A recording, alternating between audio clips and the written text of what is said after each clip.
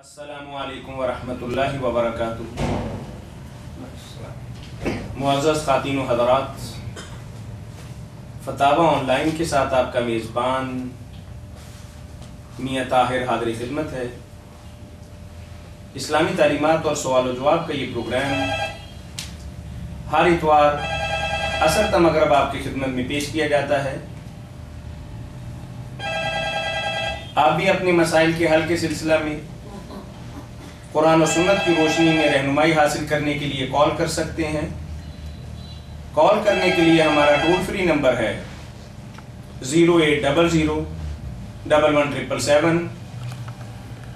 जैसा कि आप जानते हैं कि फ़तावा ऑनलाइन सन 2004 से चल रहा है और अल्हम्दुलिल्लाह इफ्तिताही प्रोग्राम से आज तक आपके सवालात के जवाबात मारूफ मज़हबी स्कॉलर, मुमताज़ आलिम दीन और सबसे बड़ी बात कि सबको साथ लेकर चलने वाले यानी वहदत उम्मत के दाई, मेरी मुराद मुफ्ती मौलाना मोहम्मद इसाक मद्दज़िलहुल आली हैं, वही जवाबात मरहमत फरमाते हैं।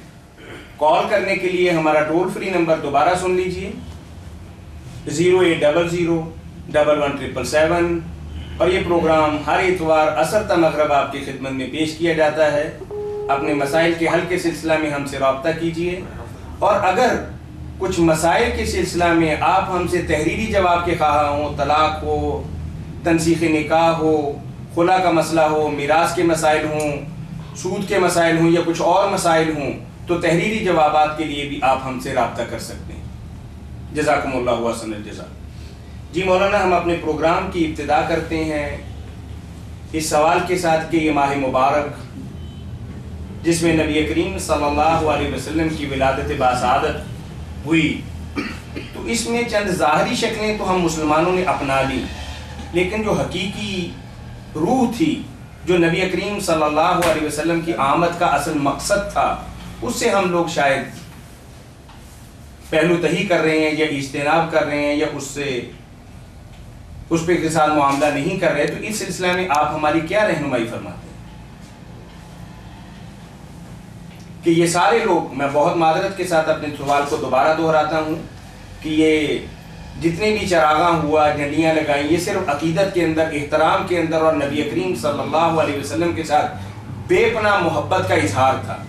लेकिन क्या यही बेपनाह मोहब्बत का इजहार जो है वो हमारी बख्शिश के लिए काफ़ी होगा या हमें अमली इक़दामात भी करने होंगे कि तब हम अल्लाह के तक़र्रुब भी हासिल कर सकें और नबी करीम सल्लल्लाहु अलैहि वसल्लम के उसवा हसना पर भी अमल कर सकें?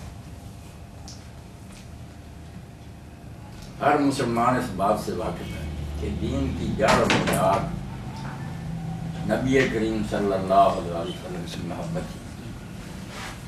दीन इसके सिवा किसी चीज़ का नाम नहीं कि जो पैगम्बर अलैहिस्सलाम दीन हमारे लिए लेकर आए, उनसे मोहब्बत की जाए, उनकी ताज़ीम की जाए, उनकी जितनी मदद सना उसकी तारीफ़ की जाए। ये सब बातें दुरुस्त हैं, मगर कुरान मजीद में दो किस्म के लोगों का बयान हुआ कि कुछ तो मज़लूब अलैहिम हैं, उनकी तो नीयतें ख़राब हैं, आपको समझने के बावजूद चलना नहीं चाहते। जी कॉल लेते हैं ले रहे जी। अस्सलामु अलैकुम वरहमतुल्लाह। जी अल्लाह का एहसान है। तारिक साहब बात कर रहे हैं? ये तारिक साहब लंदन से बात कर रहे हैं। मौलाना, ये वही तारिक साहब हैं कि जो आपके पास मस्जिद में तशरीफ़ लाए थे कि आपसे रिक्वेस्ट की थी कि फ़तावा ऑनलाइन एक बहुत अफादियत वाली चीज़ है, इसको दोबारा शुरू किया जाए। तो आपने उनसे प्रॉमिस किया था कि हज के बाद शुरू करेंगे और अल्हम्दुलिल्लाह हमने प्रोग्राम की इब्तिदा कर दी है। ये वही तारिक साहब हैं जो आपसे बात कर रहे हैं। सलामत रखे, खैर से रखे। तारिक साहब अस्सलाम वालेकुम रहमतुल्लाह, बड़ी खुशी हुई, मुलाकात होगी आपसे। अल्हम्दुलिल्लाह जी। मौलाना फरमा रहे हैं कि तारफ़ तो हो गया, अगर किसी मसला के सिलसिला में आप हमसे रहनुमाई चाहते हैं तो ज़रूर पूछिएगा सर। सवाल है जी जी। असल में ये जो हम नमाज पढ़ते हैं और नमाज के अंदर अक्सर लोग, आपको पता है कि पाकिस्तान में कपूर पहनते हैं, कपूर भी पहनते हैं यहाँ पे। जी जी। और कपूर को नीचे से जो ना फोल्ड किया जाता है, जी टर्न दे लेते हैं। जी जी, उसको ना फोल्ड कर लेते हैं। और हमें किसी साहब ने बताया कि एक हदीस है नबी करीम सल्लल्लाहु अलैहि वसल्लम की कि वो नीचे से उन्होंने गारमेंट को फोल्ड करने से मना किया है।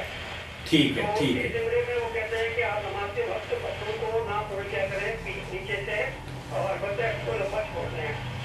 پھر دوسری طرف ایک اور چیز یہ آتی ہے جس میں یہ کہا گیا کہ اپنے کپڑوں کے اوپر رکھا جائے نیچے کا گارمنٹ. ٹھیک ہے, اس میں کس حدیث پر عمل کیا جائے؟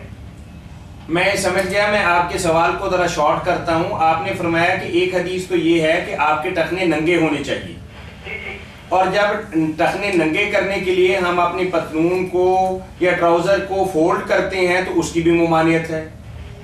تو کس طریقے سے ہم نماز کی ادائیگی کر سکتے ہیں تاکہ سنت کے مطابق عمل ہو سکے؟ یہی سوال ہے نا سر آپ کا؟ چلیں ٹھیک ہے, مولانا جواب دیں گے جی انشاءاللہ. طارق بھائی جو ہے نا حکم کہ ٹخنوں سے اوپر رکھو اپنی شلوار یا پینٹ وغیرہ, یہ ہر حالت میں ہے. فولڈ کرنے کی ضرورت ہے, اس لیے پرچی کا ہم پہلے شریعت کے خلاف کام کرتے ہیں. ہمارا لباس جو ہے نا شلوار پینٹ وہ لمبا ہوتا ہے ٹخنوں سے نیچے, پھر نماز کے وقت مولوی حضرات کہہ دیتے ہیں ٹخنوں سے اوپر کر لو لباس ورنہ نماز خراب ہوگی. یہ بات غلط ہے نا, نماز کے لیے یہ حکم مخصوص نہیں. ہر حال میں 24 گھنٹے یہی ہونا چاہیے کہ مسلمان کا لباس جو ہے نا وہ ٹخنے سے اوپر ہو. نبی علیہ الصلوۃ والسلام نے بہت وعید فرمائی نا کہ ٹخنوں سے نیچے جو لباس ہے وہ جہنم میں ہے. اس لیے ہر وقت یہ خیال رکھے فولڈ کرنے کی ضرورت ہی نہ پڑے. تو پہلی بات تو یہ ہے کہ لمبی نہ شلوار سلوائیں نہ پینٹ, ذرا ٹخنوں سے اوپر سلوایا کریں تاکہ یہ فولڈ والی مصیبت نہ پڑے. باقی رہی بات جو آپ نے فولڈ سے منع کیا نا, وہ یہ اس وقت اتنا تھا ہی نہیں. شلوار قمیص اور وہ یہ قمیص پہنی ہوئی ہے کوئی, تو اس کو پوری بنی ہوئی کو پھر اس طرح طے کرنا. اگر ہے نا چھوٹی مثلاً بنیان ہے یا ہاف سلیپ پھر کوئی بات نہیں, نماز درستی درست. اگر ہے پوری بنی ہوئی بنا ہوا بازو, پھر آپ اس کو طے کریں نا. اس کو علماء کہتے ہیں کہ منع کیا گیا. مگر ایک دوسری تشریح بھی ہے اسی حدیث کی کہ فولڈ کرنے کی بات نہیں, ہاتھوں سے اوپر اٹھانا سجدے کو جاتے وقت نا, پھر شلوار کو چادر کو اس طرح اوپر کھینچنا. اس کی مانت ہے کہ یہ کیا کر رہا ہے تم. اگر وہ کپڑا نیچے بھی لٹکا رہے گا ہے وہ پہلے ہی ٹخنے سے اوپر, ٹخنے کے لیے نہیں, مگر وہ اس لیے نہ اوپر اٹھاؤ کہ وہ بھی نیچے رہے گا تو ساتھ سجدہ کرے گا, زمین پر بچے گا, کیوں اس کو تم اوپر اٹھا دیں. تو یہ تشریح زیادہ مناسب ہے کہ کپڑا اگر ہے نا, شلوار ہے, پینٹ ہے, پینٹ کے بارے میں اگر آپ دیکھتے ہیں پھٹ جائے گی وہ الگ بات ہے. ویسے خواہ خواہ کپڑے کو اوپر اٹھانا یہ ٹھیک نہیں. شلوار ہو تہ بند ہو رہنے دے, آپ بھی سجدے میں پڑ جائیں, وہ بھی کپڑا زمین پر پھسلے سجدہ کرے. یہ متکبر لوگوں کی طرح اس طرح پکڑ کر گھٹنوں سے اوپر کرنے کی کوشش کرنا اس کی بات ہے, یہ نہیں. اس لیے پہلے تو ہمیشہ ہی رکھنے سے اوپر پر رکھیں, پہلی بات. دوسرا کہ جو بھی لباس ہے نا اس کو ہاتھوں سے پکڑ کر سجدے کو جاتے ہوئے اوپر اٹھانے کی کوشش نہ کرو, رہنے دو. بات واضح ہوگی طارق بھائی؟ چلیں, آپ کی بات سے کچھ دوستوں کا اور بھی بھلا ہوگا. تو مولانا نے یہ فرمایا ہے کہ اگر کسی وقت آدمی اپنے بازو کو اوپر بھی کر لیتا ہے تو یہ اس حکم کے اندر نہیں ہے, کیونکہ ہمارا گرم ملک ہے, 48-50 درجہ حرارت ہوگا تو آدمی بعض اوقات اپنے بازو کو ہمیشہ بھی اوپر کر لیتا ہے. اب وہ اس ضمن کے اندر نہیں آئے گا جو مولانا نے بات وضاحت فرمائی. جو امام مالک رحمۃ اللہ علیہ نے بازو کے بارے میں کہا نا, وہ بھی طارق بھائی سنے سارے کہ نماز سے پہلے شروع کرنے سے اگر آپ نے یہ اس طرح طے بھی کر لے نا یہ کوئی بات نہیں, مگر نماز تو ویسے شروع کی اور نماز کے دوران خیال آیا اور اس طرح کرتے رہے جیسے عرب لوگ کئی اپنی گھڑیاں دے, وہ بری بات کہ اب نماز چھوڑ کر اس کی طرف ہوگا. یہ کرنا تھا تو پہلے کرے, یہ بھی بہت واضح بات ہے. اگر آپ اس کو اوپر ہی کرنا تھا بے شک کر رہے ہیں, مگر نماز سے پہلے, نماز کے دوران نہ یہ اللہ ضرور ہے. اچھی جو ممانعت والی بات اگر سمجھیں, تطبیق آپ اس طریقے سے دے رہے ہیں کہ اگر نماز سے پہلے ایسا کام کیا ہو تو کوئی حرج نہیں ہے. وہ آپ سے جو آپ کہتے ہیں وہی بن جاتے ہیں. ٹھیک, اندر نماز کے پھر درست کرنے کی کوشش کرنا. ٹھیک ٹھیک, چلیں بہت سارے پہلو میں نے جزاکم اللہ خیر. السلام علیکم ورحمۃ اللہ. وعلیکم السلام. جی مولانا صاحب سے سوال پوچھنا تھا. جی فرمائیے. آپ کہاں سے بات کر رہے ہیں؟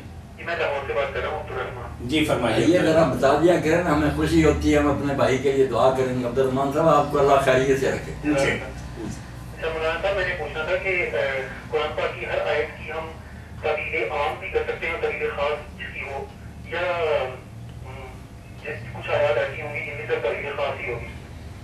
نہیں کوئی مثال دے نا اس کی. جیسے مثال کے طور پہ سورہ عبس وتولى ہے. سورہ عبس جو ہے اس کی پہلی آیات جو ہیں جی. اب وہ کہہ رہے ہیں کہ اس میں مطلب ایک تھوڑا سا اللہ کے نبی صلی اللہ علیہ وسلم کو اللہ وحدہ لا شریک نے تھوڑی سی بات تنبیہن کہی ہے، ایسے کہہ رہے ہیں نا آپ؟ جی. اس کی جو شروع کی آیات ہیں وہ ان کی مثال کے طور پر ہم طویلیں کوئی اگر مفسر ہے اور اس کی طویلیں عام کرنا چاہے تو ایسا ممکن ہوتا ہے کہ کچھ آیات مخصوص ہوں گی ان کی طویلیں عام نہیں ہو سکتی.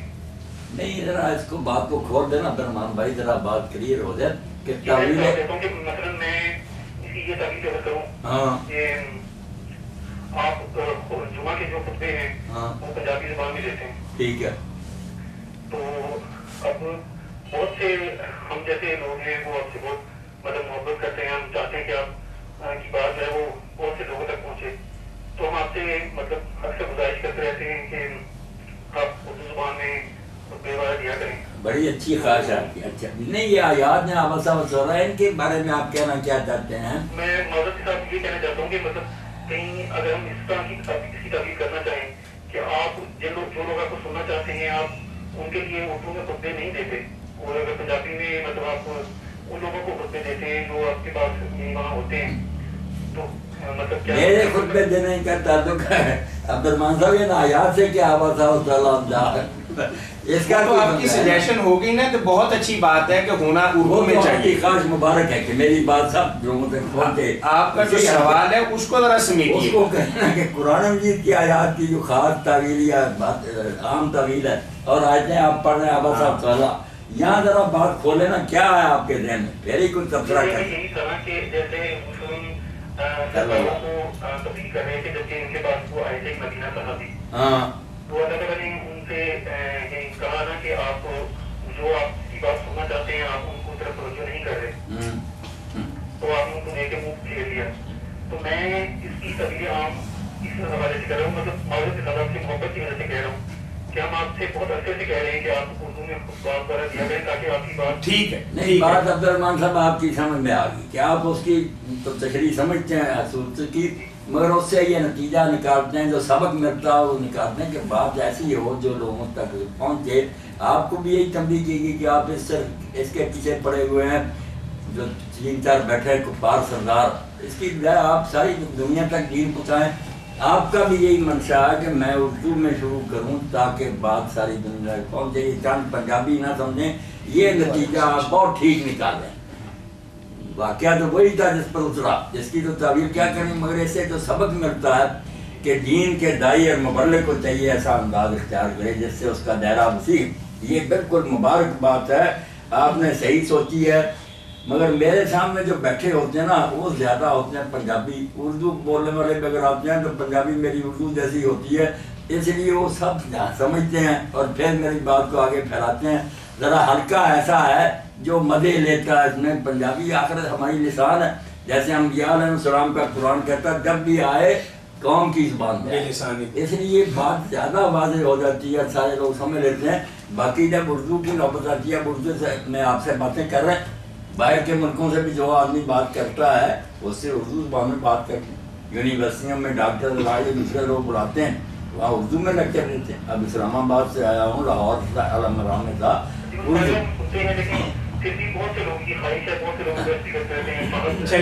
انشاءاللہ یہ پروگرام اسی لیے ہم نے بنایا کہ اردو زبان والے ہمارے دوست نا مشرق مغرب میں رجوع کر سکیں.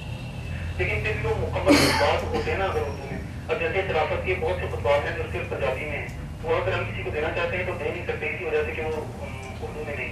عبدالرحمان بھائی دینا انشاءاللہ نا وہ اردو ایسی ہے کہ سب سمجھیں گے. عبدالرحمان صاحب دیکھیے اللہ تعالیٰ مولانا کی عمر دراز فرمائیں، 75 ایئرز اولڈ ہیں، نصف صدی کا قصہ ہے کہ ایک خاص زبان کے اندر بات کر رہے ہیں. تو ایسا نہ ہو کہ جو اصل ہم ان سے نکلوانا چاہتے ہیں زبان کی بدلی کی وجہ سے شاید وہ نہ نکل سکے. کوئی دشواری یہ بھی ہوتا ہے. مادری زبان بدلی نہ ہماری اردو پھر ایک 50 سال کی ایک ممارست ہو گئی، اس کو بدلنا تھوڑا مشکل ہوگا. آپ کی خواہش اپنی جگہ، اللہ تعالیٰ آپ کو جزائے خیر عطا فرمائے. الحمدللہ. باقی عبدالرحمان صاحب اردو زبان سے واقف ہوں، پڑھا ہے شروع سے، لیکن شاعری بھی ادب بھی سب پڑھا ہے، اس زبان سے واقف ہوں. مگر یہ پنجابی ہے یہاں نا جو میرا حلقہ نا سامنے سامعین کا، ان کو بڑی مرغوب ہے اور وہ بہت متاثر ہوتے، جادو ہو جاتا ہے جب اصل زبان میں بات ہوتی۔ ویسے بھی ایک لمبی آدھی صدی گزر گئی اسی زبان میں بات کرتے۔ جی السلام علیکم ورحمۃ اللہ۔ وعلیکم السلام ورحمۃ اللہ وبرکاتہ۔ جی بھائی، جی میں اقبال کر رہا ہوں لندن سے۔ ماشاء اللہ اقبال صاحب کیسے ہیں؟ آپ کی بھی خواہش تھی کہ فتاوا پھر سے شروع ہو جائے، بار بار آپ کا اصرار بھی تھا۔ یہ جاوید بھائی کے ساتھ ہوتے ہیں۔ بہت مبارک ہو، اللہ پاک نے ایک دن سلسلہ دوبارہ ماشاء اللہ ماشاء اللہ، آپ کو بھی اللہ خوش رکھے، برکت دے۔ ساری تنظیمیں بہت زیادہ کوششیں تھی، جی جزاک اللہ۔ خاص طور سے خصوصی طور سے جاوید بھائی کو بھی اللہ خیر سے رکھے، برکت دے۔ اللہ پاک انہوں نے خوش رکھے۔ اچھا میرا سوال یہ ہے کہ جی جی ضلع مطلب گولڈ اور سونا ہے، ہاں ہاں یہ کہتے کہ 7.5 توڑے کے بعد یہ رزقات شروع ہوتے ہیں۔ جی جی کریں بات، ارے آپ بولتے جائیں نا، آپ بولتے جائیں، آپ سو رہے ہیں۔ 7.5 توڑے کے اوپر زکات شروع ہوتی ہے، مطلب 10 توڑے ہو، 15 توڑے ہو یا 10 توڑے ہو۔ وہ مجھے یا کسی دوست نے بتایا کہ اگر وہ آپ کے گھر میں استعمال ہو رہا ہے، چاہے وہ 10 توڑے ہے چاہے وہ 15 توڑے ہے، تو اس میں زکات نہیں ہے، کیا ایسا ہی ہے؟ نہیں اقبال بھائی، جب تک سونا 7.5 تولے نہیں نہ ہوتا اس وقت تک معافی ہے۔ جب 7.5 تولے ہو گیا نا، اوپر نہیں، 7.5 تولے جب پورا ہو گیا، اب 7.5 تولے اس پر جتنا ہوگا سب پر زکات ہے۔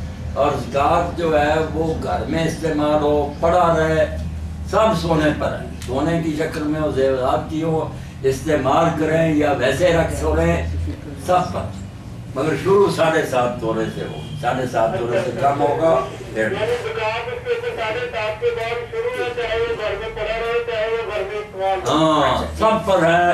اور یہ بھی ہے کہ سارے پر، کئی لوگ سمجھ رہے ہیں 7.5 تولے پر ہے تو 7.5 تولے پر نہیں، یعنی اوپر جو 3-4 تولے ہوتی نہیں، جب لگ گئی پھر شروع سے لے کر سارے پر، یعنی پہلے گرام سے لے کر 7.5 تولے سے 2 گرام بھی اوپر ہے تو سبھی پہ لگے گی۔ پر لگی کیا؟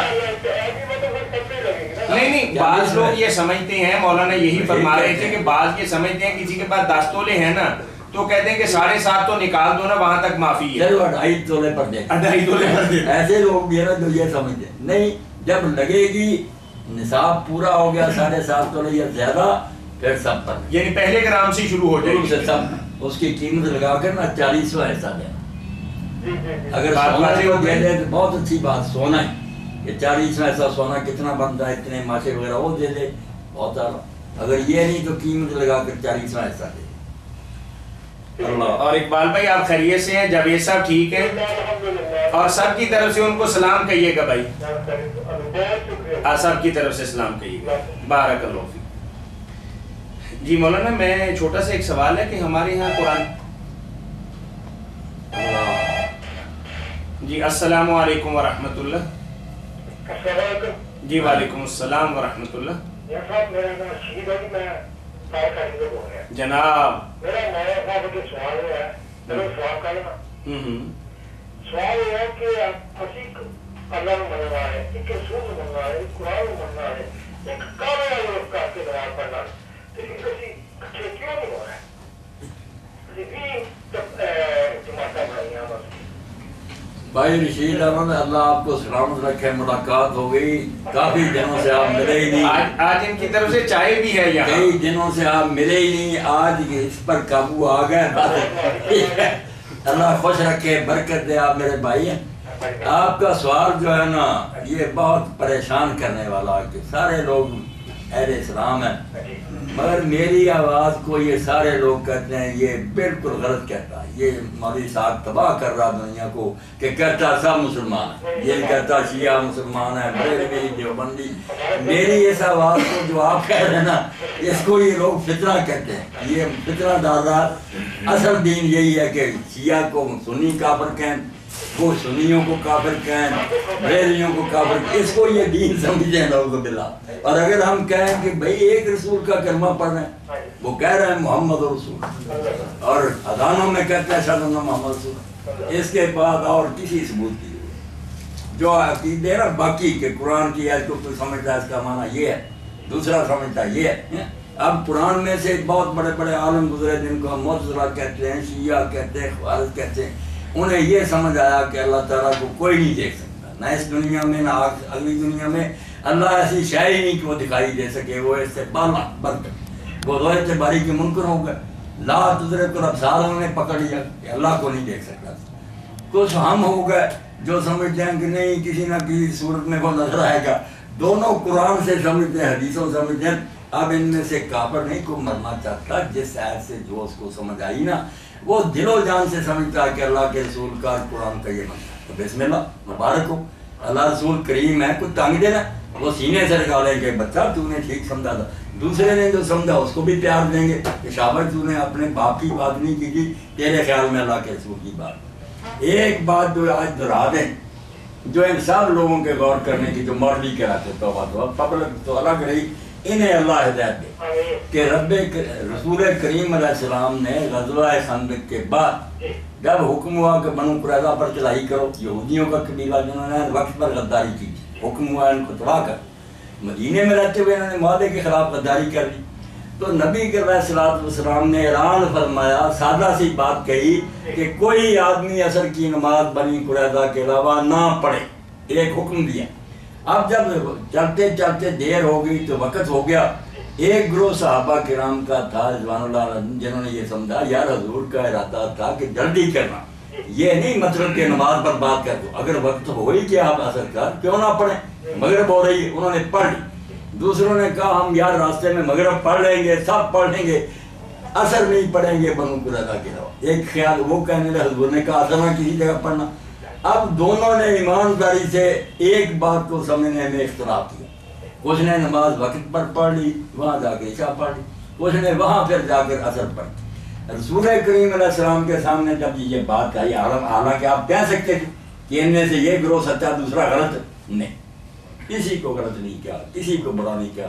اب اس سے ہمارے لیے نا راستے آسان ہو گئے الحمدللہ. اہل حدیث بننے کا راستہ بھی نکل آیا کہ جو لفظ پر جم گیا نا کہ اثر کے علاوہ اثر وہاں کے علاوہ وہ ہوگا ظاہری اہل حدیث، جو ہوگا سمجھ سے کام لینے والا کہ یار منشا تھا جلدی کرنے فقہ، وہ ہو گیا اہل فقہ اور وہ فقہاء کرام ہو گئے اجتہاد کرنے. دونوں گروہ جنتی حضور کے پیارے، کسی کو برا نہیں کہا. اب امام ابن قیم جیسے وہ فقہ سے چل کر وہ کہتے ہیں میں ہوتا نا تو ان میں ہوتا جنہوں نے نماز وقت پر پڑھی. ابن حزم کہتا ظاہریت پائی ساری نمازیں جاتی نہیں، بیسک 10 دن جاتی، میں اثر وہی پڑھتا جاؤں. اب میں نے کون بولا، حضور نے نہیں فیصلہ کیا. تو سبحان اللہ، اللہ کے رسول علیہ السلام کیسے کریم ہیں، پیارے، دونوں امتی گروہوں کو برحق کا. تو جانے تو یہ جھگڑے. ایمانداری سے جو بندہ قرآن سے اور حدیث سے بات نکالے گا، نیت بات نہ ہو، نہ امت میں فساد ڈالنا چاہتا، وہ کچھ کہے میں کچھ کو، ہم دونوں جنتی. جس کی ہوگی نیت خراب، شرارتی ہوگا، امت میں فساد، وہ صحیح بات نہیں کہے گا دوزخ میں جائے گا. اس کی نیت بات ہے، وہ فتنہ چاہتا ہے.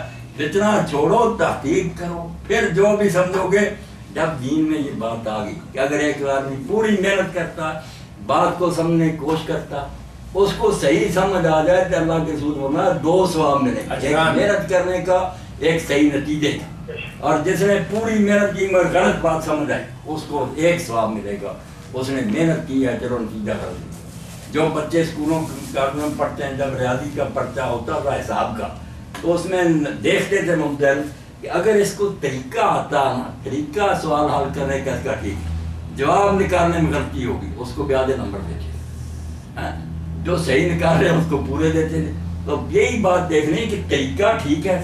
اگر یہ شیعہ اور سنی اور بریلوی بیچارہ کھپ گیا ایسے حدیثیں پڑھتے گھومتے، اس کو یہی سمجھ آئی تو ہم جنت کے دروازے پر کیوں پہرے دار بن کر کھڑے ہوں کہ ہم نے داخل نہیں ہوئے، جنت ہمارے باپ ہی ہے. بریلوی جاتا ہمیں کیا ٹکڑی پہ ہمارا بھائی، شیعہ جائے جو بندی جائے، جو نیت بات والا وہ اہل حدیث اور دیوبندی جہنم، اس کا زیادہ فتنے کا. جزاکم اللہ احسن الجزاء. ہم بھائی رشید بھائی فساد نہیں کرتے، ہر جگہ یہ کہیں گے، اسلام آباد میں کہا، ہر جگہ کہیں گے مسجد کہ یہ جتنے ہیں نا جو کہتے ہیں لا الہ الا اللہ محمد رسول اللہ، ہمارے بھائی ہیں، مسلم ہیں، بالکل جنتی ہیں. چلیں ایک خرید بھی شرارتی ہے نا، وہ معلوم ہے. ٹھیک. صوفی صاحب ایک تو میں بتانا یہ چاہ رہا تھا کہ الحمدللہ آپ کا بیٹا 2-3 دوستوں کو ساتھ لے کے آیا ارسلان. ایک تو خوشی کی بات یہ ہے کہ وہ مولانا کا بہت زیادہ فین ہے، اور دوسری بات یہ ہے کہ آپ جو مجلہ نکالتے ہیں علم و آگہی، اس کی بھی وہی تھیم ہے کہ سارے مسلمان ہم اکٹھے مل کے چلتے ہیں، وحدت امت کا پرچار آپ کرتے ہیں. اللہ تعالیٰ آپ سب کو جزائے خیر عطا فرمائے. بہت شکریہ جی، بہت شکریہ. ٹھیک ہے. مولانا میرا سوال یہ تھا کہ قرآن کریم نے میراث. الحمدللہ. جی السلام علیکم ورحمۃ اللہ. وعلیکم السلام. جی بھائی. ہیلو. جی السلام علیکم. وعلیکم السلام. جی فرمائیے بھائی. سر سوال کرنا تھا میں نے. جی کون بات کر رہے ہیں بھائی؟ میں جی ربی پیٹے سے بات کر رہا ہوں. جی فرمائیے بھائی. اچھا سر ایسے یہ مناسب کا جو قرآن اور کربلا سیمینار جو ہمارا ہوتا ہے لاہور میں ہوتا ہے جی جی تو اس کے بعد کافی مطلب ہے کہ انٹرنیٹ پہ لوگوں نے اعتراضات وغیرہ کیے ہیں، تو وہ میں بنانا اس لیے کرنا چاہ رہا تھا کہ ایک ریکارڈ بھی ہو جائے. چلیں آپ کا وہ میں نے میل نکال لی ہے، مولانا کو دے دیا ہے. انشاءاللہ کسی جمعے کے خطبے کے اندر انشاءاللہ اس کی وضاحت کر دیں گے، کیونکہ ہمارا اس وقت تو پروگرام بڑا شارٹ ہوتا ہے، اس میں پوری تفصیل اور وضاحت نہیں کی جا سکتی. سر دوسرا میں نے آپ سے پوچھا تھا کہ یہ مناسب سے پوچھا کہ جو اسلامک بینکنگ ہے ہاں ہاں یہ کہیں کلیئر کر دیں. جی ٹھیک ہے ٹھیک ہے. جامعہ الازہر والے اور یہ جو نشانی علماء جو ہیں جی جی وہ یہ کہتے ہیں کہ یہ جو موجودہ سود ہے یہ وہ سود نہیں ہے جو قرآن میں بنا ہے. یہ تو علی حسین جب بات کہتا ہے نا کہ جو سود قرآن کے نزول کے زمانوں میں تھا وہ استحصال تھا، غریب مجبوری سے لیتے تھے قرضہ، ان سے لوگ ظالم دیتے تھے، سود وہ حرام تھا. اب یہ تجارتی سود جو ہے کہ لوگ اپنا کاروبار بڑھانے کے لیے لیتے ہیں، اتنا لاکھوں کروڑوں کماتے ہیں، یہ کوئی نہیں وہ سود. یہ باتیں ان کی علی حسین بالکل سود ایک ہی ہے، غریبوں سے لیا جائے، کاروبار والوں سے لیا جائے. جو اصل در پر زائد لے نا کسی شکل میں، پیسے تو گزار ہے نا، اگر میں کسی کو رقم دے دیتا ہوں قرض، اس کے مکان میں رہتا ہوں کہ جب تک تم پیسے نہیں دے گا میں تمہارے مکان میں، یہ بھی سود ہے. قرض پر کسی قسم کا نفع لینا سود ہے، اور یہ ظلم عظیم ہے کہ کاروبار کرنے والے بیچارے جو ہے نا وہ خطرے میں ہیں، پتہ نہیں نفع ہو یا تباہ ہو جائے. یہ آرام سے بس لیتا رہتا ہے، جون کی طرح خون چوستا رہتا ہے کہ میں نے جتنے لینے تم بھائی. اگر ایمانداری سے یہ تجارت کر رہے ہو تم، یہ کاروبار ہے تو اکنامکس اس کی اجازت دیتی ہے کہ ایک فریق جو ہے نا وہ رسک رہے اور دوسرا آرام سے کنارے پر بیٹھا پیسہ لگتا رہا.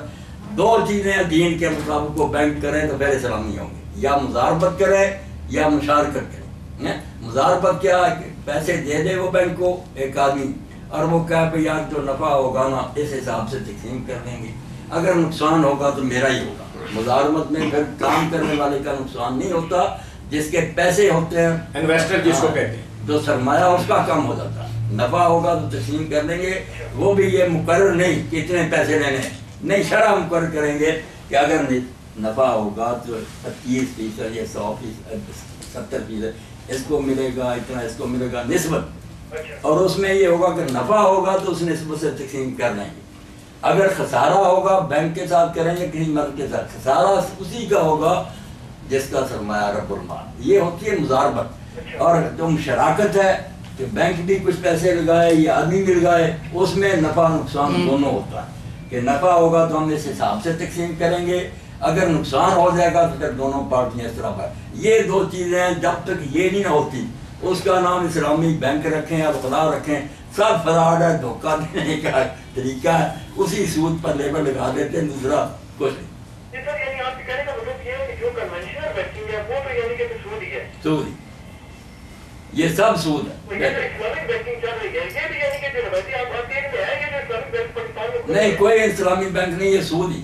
یہ مولانا تقی عثمانی سے انہوں نے ہیرا پھیری سے فتوے لیے، مگر ایک شاعر رسالہ کراچی سے نکلتا دیوبندی علماء کا 100 سے زیادہ نے فتوے دیے کہ تم نے ڈالر لے کر دین خراب کر دیا تھا. کس طرح حلال ہے یہ سارا؟ سود اور حرام ہے. نہیں، کسی جگہ نہیں، اور یہ ہو بھی نہیں سکتی. علی حسین میں صاحب کہہ دوں، سود ختم نہیں ہو سکتا جب تک ہم دنیا کی سپر پاور نہ بن جائیں کہ ساری دنیا ہماری مٹھی میں ہو، کہ نہ سود لیں گے نہ کسی علاقے میں کسی کو لینے دیں گے.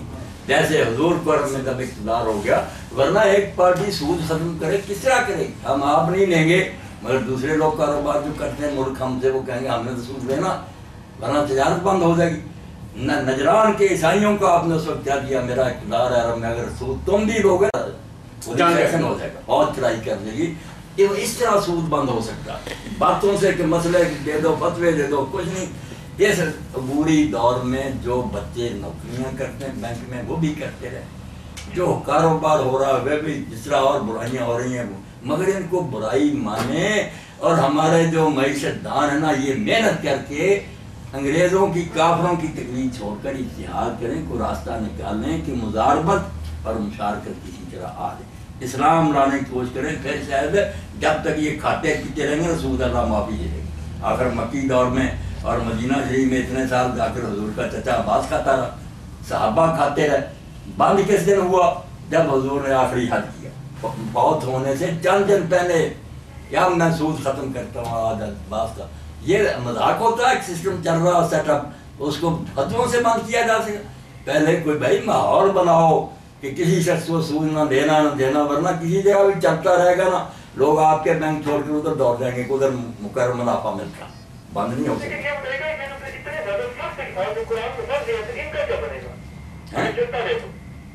نہیں چلتا رہے مگر بدلنے کی کوشش کریں نا. میں ساتھ ہی کہہ رہا ہوں کہ سارے مسلمان اپنی رات کرتے ہیں کہ ہم غلاظت کے ڈھیر پر بیٹھے ہیں، نجاست پر، اس سے جان چھڑانی ہے. سمجھدار لوگوں نے کوئی طریقہ نکالنا جس سے سود میں ختم ہو، وہ کوشش جاری رکھنی. یہ نہیں کہ آرام سے کھاتے رہو، مگر اس وقت یہ معاشی مثال بیان کرنے کا کوئی کہہ دے کہ یہ انشورنس حرام ہے، کیا ہے، لوگوں کو مصیبت میں ڈالے گا. وہ انشورنس قائم کرو جو اسلامی حکومت میں کہ کوئی دیتا ہے حصہ یا نہیں پریمیم. سارے ملک کے لوگ جو انشورڈ ہو، ہر بندہ اطمینان سے رہے کہ یار میرا خزانہ تباہ ہو گیا، پھر کیا بیت المال بحال کر دے. غریب سمجھے میرے پاس کچھ نہیں ہوگا، میرے بچوں اور بچیوں کی حکومت کا خزانہ. جیسے حضور اعلان کرتے تھے کہ میں ولی ہوں، سب کا دن کا ولی. پہلے وہ انشورنس لاؤ پھر اس انشورنس قبول کرو، ورنہ وہ بھی نہیں کوئی حکومت کی طرف سے کفالت. اور غریب اپنی چیز انشور نہ کرائے، کالی ڈاکو لے لیں، کیا بنے گا اس غریب کا؟ کرا سکتے ہیں آپ، بالکل. میں صاف کہتا ہوں کہ انشورنس کراؤ. بہت شکریہ آپ کے کال کرنے. یہ اگلے ہفتے پہ رکھ لیں نا، اس بار بھی آپ خریدنے نکلے تو لے لیں. چلیں باقی اگلے ہفتے پہ رکھ لیں. کوئی سوال اگر باقی یہ دور معاشی مثال کا نہیں، بالکل جو مسئلے بیان کرے حلال حرام جھوٹ بولتا وہ بھی نہیں عمل کرتے. بکر کیا مولانا آپ نے بہت خوبصورت بات کہی کہ جب تک اقامت دین نہیں ہوگا اس کے لیے دن رات ایک کرنا، اس کے لیے تو ہم کوشش ہی نہیں کرتے پھر مجرم.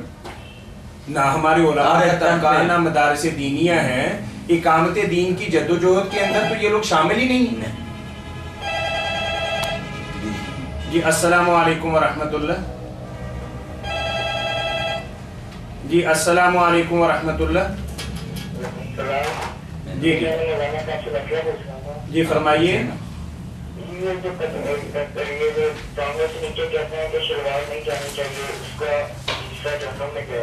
جی بالکل یہی بات،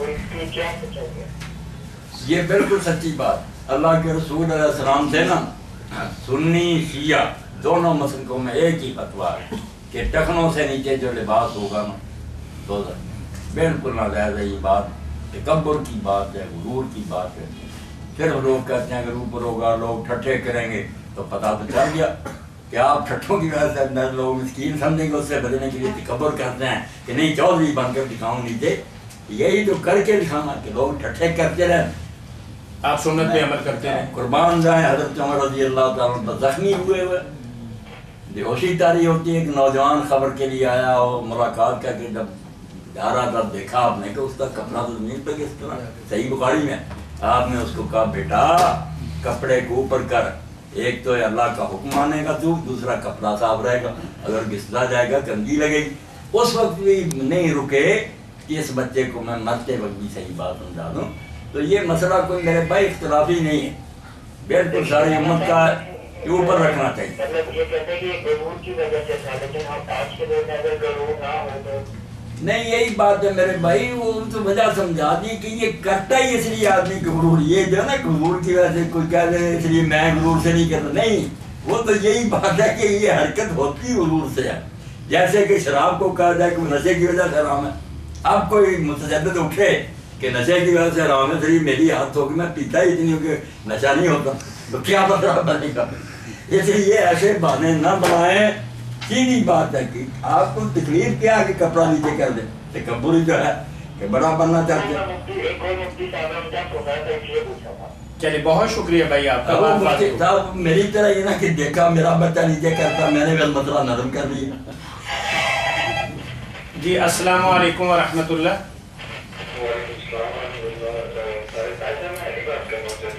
جی جی جرمن سے محمد علی صاحب بات کریں. میں نے مولانا کو بتایا آپ کے بارے میں کہ آپ کی کال آنے والی ہے.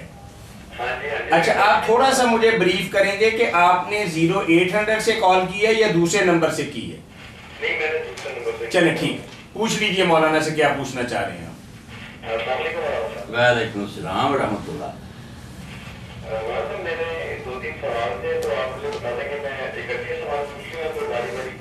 نہیں کوئی ایک ایک کر کے پوچھ لینا، جس اگر زیادہ ہو گئے پھر ہم معذرت کر لیں گے. چلیں ایک سوال تو کیجئے نا آپ. جی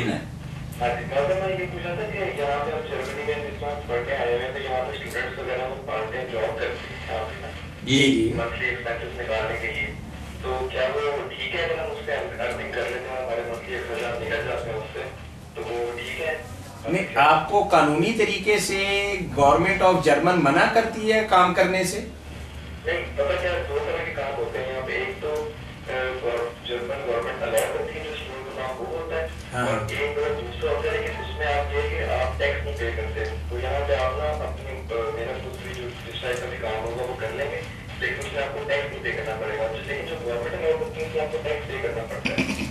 ٹھیک ہے، میں آپ کے سوال کو واضح کر دیتا ہوں. مولانا یہ بھائی فرما رہے ہیں محمد علی صاحب جرمن سے کہ ہم لوگ یہاں پڑھنے کے لیے آئے ہوئے ہیں تو ہمیں کام کرنے کی بھی اجازت ہے، اور جب ہم کام کرتے ہیں تو مخصوص حصہ اپنی انکم میں سے ٹیکس کی شکل کے اندر گورنمنٹ آف جرمن کو ادا کرتے ہیں. اور بعض اوقات ہم کسی ایسی جگہ پہ بھی جاب کر لیتے ہیں کہ جہاں گورنمنٹ کو بھی نہیں پتہ چلتا، وہ رولز اینڈ ریگولیشن بھی ہمارے اوپر نہیں آتے اور ہم ان کا ٹیکس بھی بچا لیتے ہیں اور حکومت کے معاملات کو وائلیٹ کرتے ہیں. تو کیا ایسا کرنا جائز ہے؟ یہی سوال ہے نا آپ کا؟ بالکل ٹھیک. چلیے آپ بھائی یہ سمجھ لیں، باقی جو غیر ممالک میں رہ رہے ہیں خواہ وہ غیر مسلم اسٹیٹس ہیں، مسئلہ سمجھ گئے بڑا نازک مسئلہ ہے کہ جن ملکوں میں آپ ویزا لے کر جاتے ہیں ان ملکوں کے قوانین آپ کے لیے شریعت ہیں. سن لیں یہ بات، یہ نہ کوئی کہا کہ وہ کافر ہے اور ان کے ہم علاقوں میں رہ رہے جو بھی چیک کرے. استعمال جو ہے نا امن دے کر کسی علاقے میں جانا، اس گورنمنٹ سے ویزا لینا کہ وہ ہمیں امن فراہم کرے. آواز آ رہی ہے اب آپ کو؟ مولانا کا بھی سنے ذرا تھوڑا. بہت اللہ کے لیے خدا کے بندو اسلام کو بدنام نہ کرو. کوئی کام جو اس ملک کے قانون کے خلاف ہو ایسا ہی جیسے آپ نے قرآن کے خلاف کیا. آپ اس ملک میں گئے کیوں تھے؟ اپنے آپ ایک معاہدہ ہو جاتا ہے کہ میں اس ملک میں آ رہا ہوں، میں اس ملک کے قانون کی اطاعت کروں گا. یہ انڈرسٹوڈ ہوتا ہے. اس لیے اس ملک میں جتنی باتیں ہیں شریعت یہ کہتی ہے کہ اب وہ اوفو بالعقود، تمہارے وعدے ہو گئے ہیں. ایک ایک بات کا اقرار تم نے کیا. کوئی قانون توڑو گے، ٹریفک کا، تجارت کا، تعلیم کا مجرم ہوگے، اللہ رسول کے مخالف ہوگے. اس علاقے میں یا جاؤ نہ جاتے وقت پھر سارے قانونوں کی. اس لیے جو کہتے ہیں نا کہ غیر قانونی طریقے سے وہ ٹیکس نہیں لگتے، یہ سب نجائز. آپ صرف وہ کام کریں جس کی اجازت وہ حکومت دیتی ہے، اس کے ٹیکس دیں. یہ آپ کے ویزے میں ایک معاہدہ ہے شریعت کی طرف جو اپنے آپ ہو گیا. آپ سرحد میں داخل ہوئے اور یہ آپ کے ذمہ آ گیا. یا ایھا الذین آمنوا اوفوا بالعقود. یہ تو علماء اسلام نے پہلے ہی واضح کر دیا. خبردار یہ بہانہ نہ بنانا کہ وہ کافر. ایک منٹ محمد علی بھائی رکیے ذرا. محمد علی بھائی رکیے ذرا. محمد علی بھائی پہلی بات مولانا نے یہ بتا دی کہ آپ دنیا کے کسی بھی ملک کے اندر جاتے ہیں وہاں کے قوانین پر عمل کرنا قرآن و سنت ہی کی طرح ہے کہ آپ نے ان کے ساتھ ویزا لگواتے وقت ایگریمنٹ کر لیا کہ آپ میں ملک کے اندر وہی کروں گا جو آپ چاہیں گے. بات واضح ہوگی مولانا؟ اس کے خلاف نہیں. ٹھیک ہے. اور دوسرا سوال آپ کیا کریں گے؟ جی نماز کی رائے سے متعلق ہے کہ نماز وغیرہ کے لیے جہاں تو مسجد صرف ایک ہے شہر میں، تو ہمیں آنے جانے میں تھوڑی پرابلم ہو جاتی ہے. اور دوسرا یہ کہ جب چلے بھی جاتے ہیں تو وہاں پہ جو امام مسجد ہے وہ کوئی بھی نہیں ہوتا مقرر ہے، کوئی بھی آدمی بندہ جماعت کرا دیتا ہے اور ان کی جماعت کی ادائیگی کا جو طریقہ ہوتا ہے وہ مجھے کچھ نہ ٹھیک نہیں لگتا.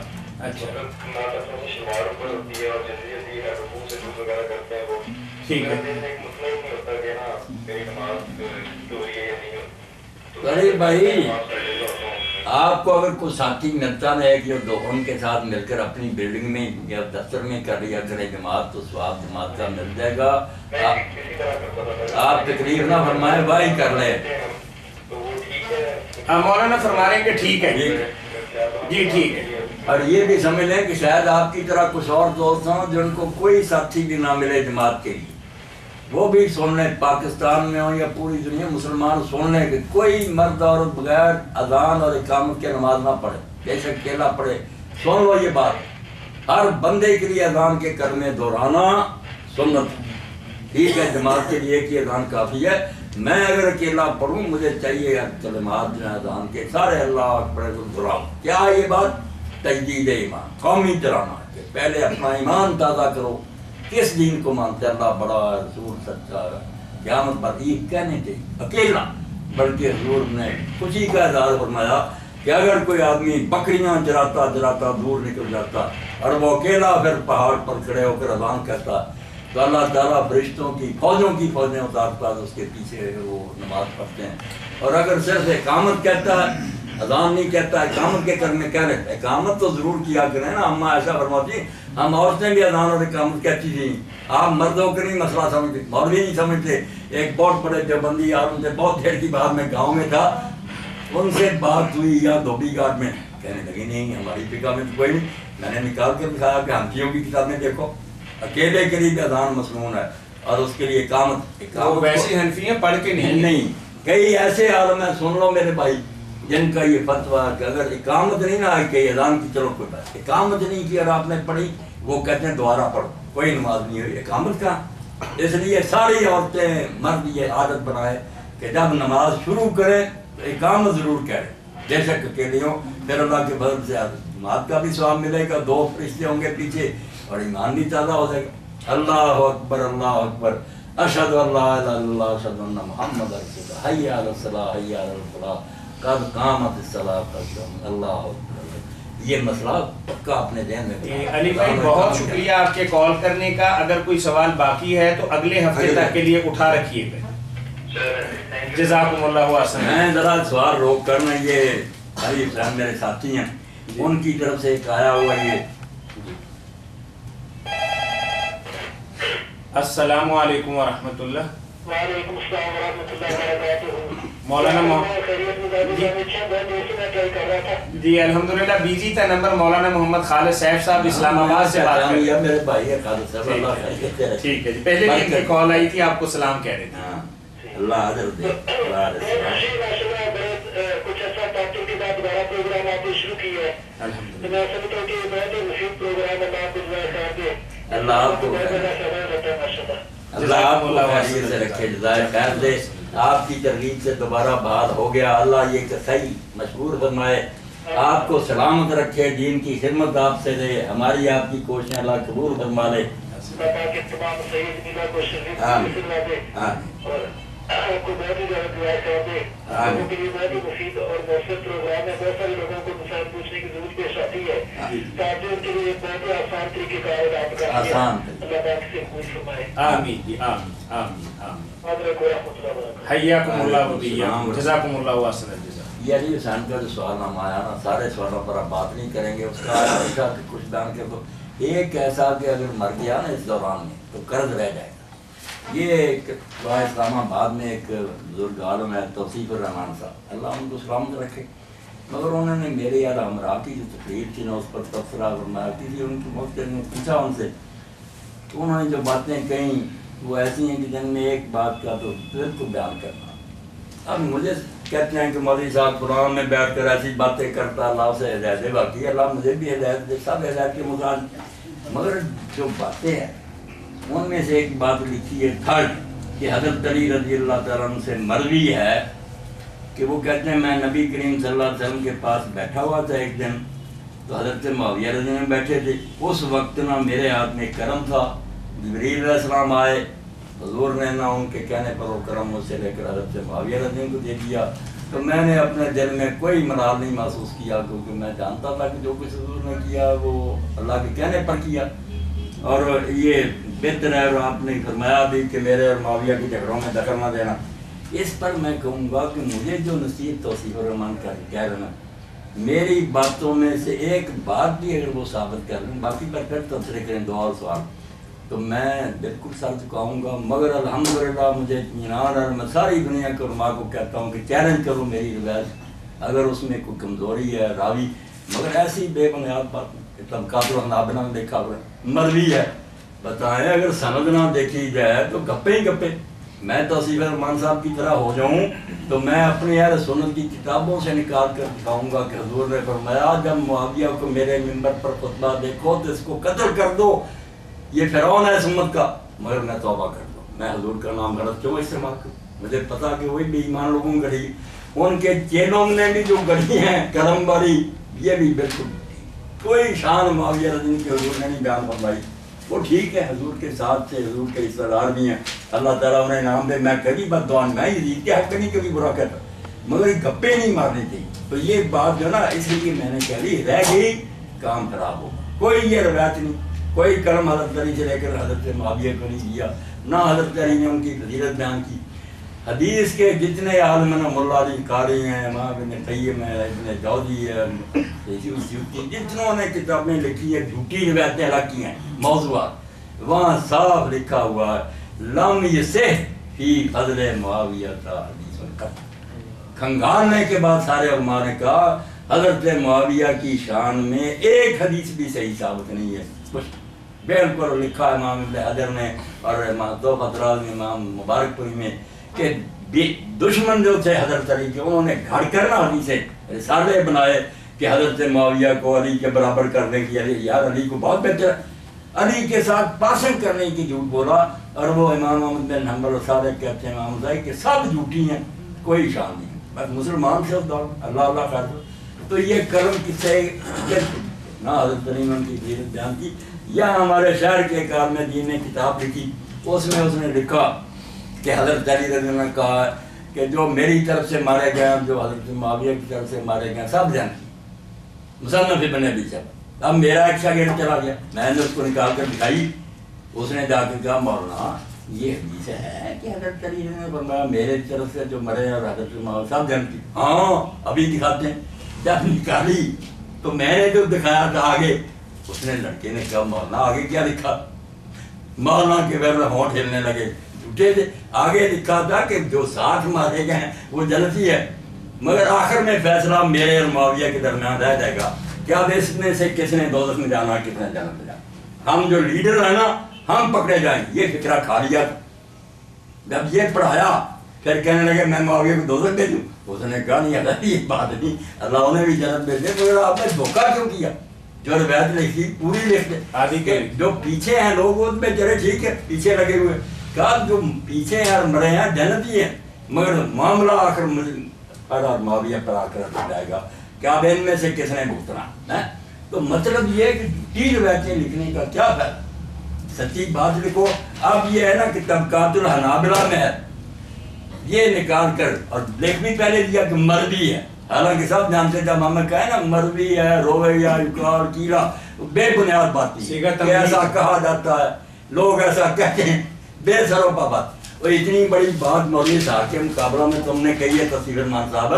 اب ایمانداری کی بات یہ ہے کہ اگر تم اللہ سے ڈرتے ہو تو یہ روایت نکال کر پھر طبقات الحنابلہ میں لکھی کا کوئی فائدہ نہیں. ادھر ہمارے یہاں ترمذی ہے، ابو داؤد ہے، اتنی چوٹی کی کتابیں ان کی ساری لکھی ہوئی نہیں ہم مانتے. حالانکہ سمجھیں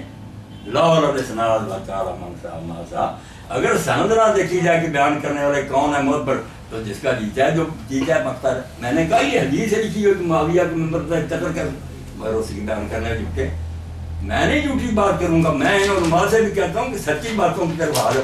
پھر اگر قصور نکلتا تو قصور مانو. قصور ماننے سے قیامت آ جاتی. آدم علیہ السلام سے غلطی انہوں نے مانا نہیں، نبی تھے، ربنا ہم سے غلطی اللہ معاف. بھائی سیدھی طرح مان لو کہ بشرطے یہ کام ہم سے غلط کی بات. اس کے بعد کیا ہم نے گالیاں دینی ہیں، یہ دوزخ بھیجنا توبہ ہمارے بزرگ ہیں. تو ایک بات جو تھرڈ لکھی تھی نا وہ اس کی وجہ میں نے ضرور سمجھی کہ یہ اگر موت ہوگی پتہ نہیں موت کا تو یہ قرض رہ جائے. اب یہ سن رہے ہیں سارے. علی حسین بھی کہے اور اس کا ساتھی بھی جس کا ذکر کیا وہ بھی جائے اور توصیف الرحمان صاحب بھی کوشش کریں اور نکال کر کے دکھا دیں کہ حضرت طریقے کی صحیح روایت ہو. بسم اللہ. ورنہ یہ ہے نا مناظرے کرنے کا شوق چھوڑیں. جو میں کہہ رہا ہوں ایک فقیر درویش خدا کے لیے اس کو سوچو. میری عمر گزری ہے.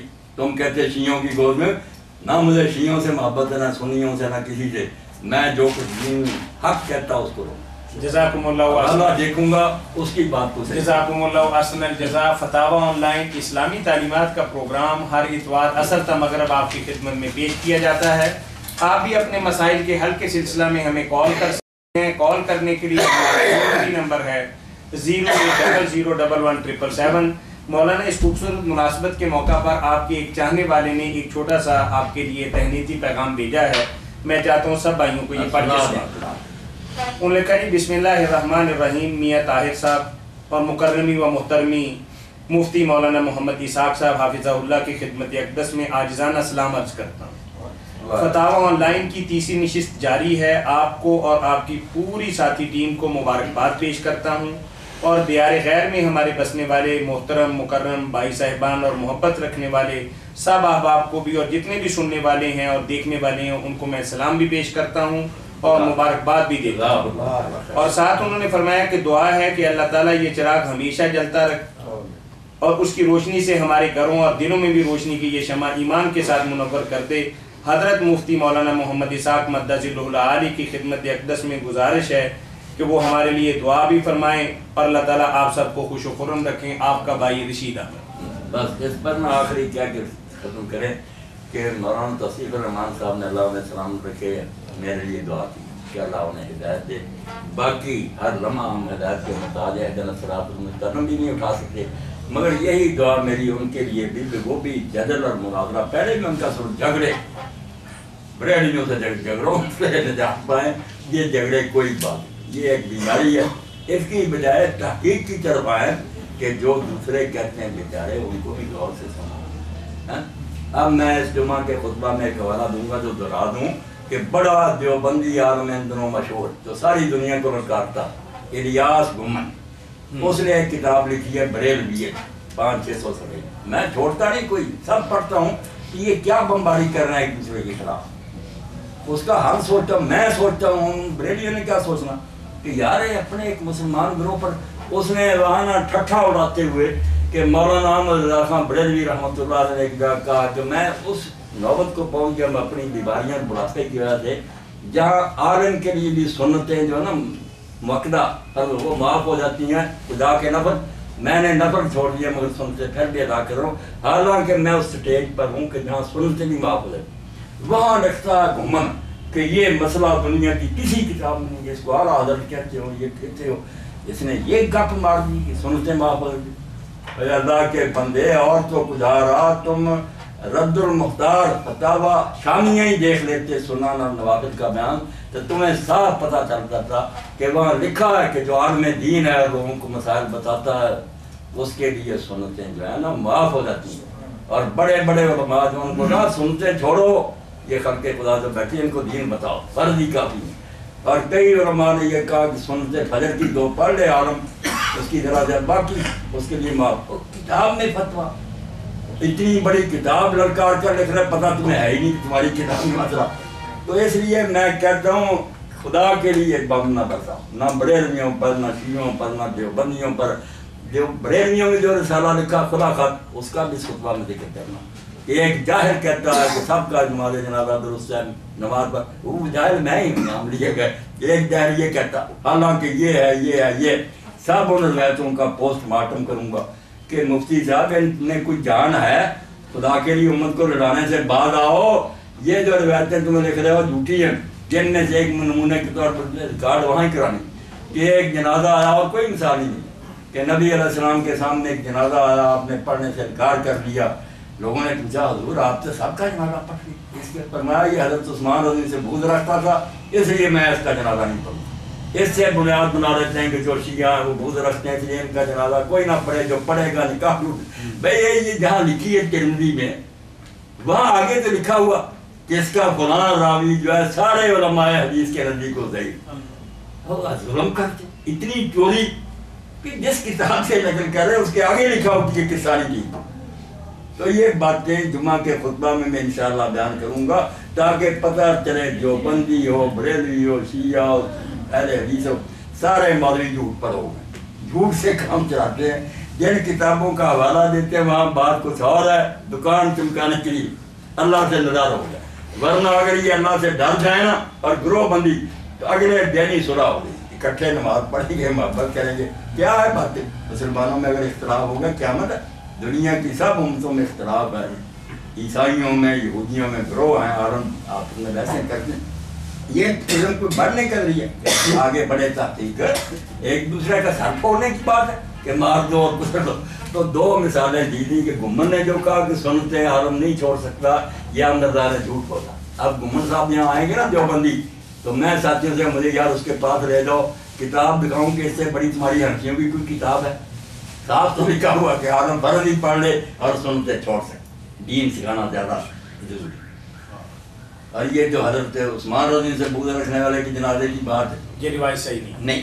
اور یہ آپ بیان نہیں کروں گا، میں اشارہ کر دوں کہ اس خطبے میں یہ بھی آئے گا کہ اللہ کے رسول کو قرآن میں حکم آیا تھا کہ کوئی منافق مرے تو اس کا جنازہ نہ پڑے.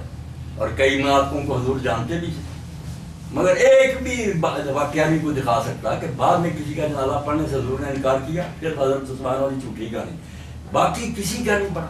وہ منافق کہاں چلے گئے؟ ایت واپس چلی گئی. یہ سوال سارے علماء مجھے بتائے کہ پھر جو حکم تھا کہ کسی منافق کا جنازہ نہ پڑھ، مرے وہ، کیوں نہیں آپ نے جنازہ چھوڑا؟ کیا وجہ ہوئی؟ اور یہ بھی قرآن میں تھا کہ اے نبی کافروں سے جہاد کر اور منافقوں سے. یہ بھی قرآن کیا ہے. آپ نے جہاد کیا، مدینے میں منافقوں کے ساتھ جنگ لڑی، پھر ان ایسوں کا کیا گناہ؟ حال میں بتاؤں انشاءاللہ نہیں ہوا. انشاءاللہ دو ایتے حضور نے عمل نہیں کیا. کیوں نہیں کیا؟ یہ ڈھونڈنا پڑے. یا ایھا النبیو جاہد الکفار والمنافقین واغلظ. صاحب تو حکم تھا کافروں سے بھی جہاد کر، منافق کوئی جہاد نہیں. منافق آرام سے مدینہ میں ولا تصلی علی احد منہم مات، ان میں سے کوئی مرے تو ہر کوئی اس پر نوافل عمل نہ پڑے. تو پھر مرے ہی آپ کی زندگی کیوں جنازے پڑھتے رہے؟ ایک بھی قصہ نہیں کوئی دکھا سکتا کہ آیا ہو جنازہ تو آپ نے کہہ دیا قرآن نے مجھے روک دیا میں منافق کا جنازہ نہیں. بڑا مشکل سوال ہے اور حل اس کا انشاءاللہ جمعہ میں جزاکم اللہ احسن الجزا. ہم شکر گزار ہیں مفتی اعظم پاکستان محترم مولانا محمد اسحاق مدد علی کے، جو آپ کی طرف سے آنے والی فون کالز اور دیگر سوالات کے جوابات مرمت فرما رہے تھے. میں بتاتا چلوں کہ مولانا محترم ستیانہ روڈ پر رحمان جولر والی گلی کے اندر خطبہ جمعہ ارشاد فرماتے ہیں، اور جمعہ کے خطبہ کے بعد مولانا کے وہاں ایک علمی مجلس کا انعقاد ہوتا ہے.